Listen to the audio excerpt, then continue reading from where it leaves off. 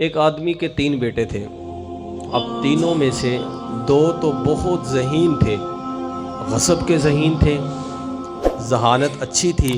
اب ایک بیٹا ان کا ایسا تھا جو نظر بھی تھوڑی کمزور تھی اور زبان کی گویائی بھی اتنی اچھی نہیں تھی، جسامت بھی کافی کمزور تھی۔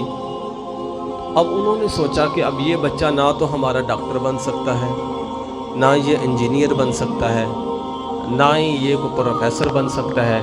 اب اسے ہم مدرسے میں داخل کرا دیتے ہیں، چلو کم از کم حافظ قرآن تو یہ بن جائے گا نا۔ اب اس نے اپنے باقی دونوں بچوں کو انجینئر کا کورس کروایا، دنیا کی اچھی خاصی تعلیم دلوائی، اور تیسرے بیٹے کو حفظ قرآن کے لیے داخل کرا دیا جو ان دونوں میں سے سب سے نکما تھا۔ اب اسے جب حفظ کی لیے چھوڑ دیا تو چلتے چلتے ایک وقت ایسا آیا کہ اس بچے نے قرآن مجید کو حفظ یاد کر لیا۔ والدین بہت خوش ہوئے۔ پھر وقت گزرتا رہا، اس کا والد فوت ہو گیا۔ اب تینوں بھائی قبرستان گئے، باپ کی قبر پر کھڑے ہیں۔ اب جن کو انجینئر بنایا تھا، کوئی اس طرف کھڑا ہے تو کوئی اس طرف کھڑا ہے۔ اب نہ انہیں سورہ فاتحہ آتی ہے، نہ کوئی اور صورتیں آتی ہیں۔ اب وہ منہ اٹھا کے کھڑے ہوئے ہیں۔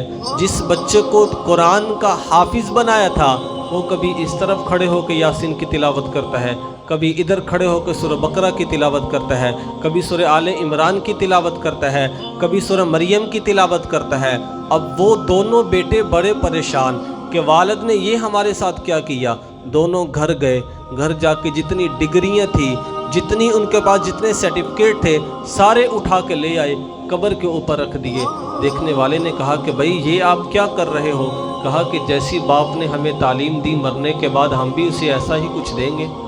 اس نے ہم دوسرے بھائی کو حافظ بنایا تھا، قرآن کی تعلیم دی تھی، وہ قرآن پڑھ پڑھ کے اسے اجر بھیج رہا ہے۔ اس نے ہمیں دنیا کی تعلیم دی، اب ہم جو کر سکتے تھے وہی کر رہے ہیں، اس کے علاوہ ہمارے پاس اور کوئی چارہ نہیں ہے۔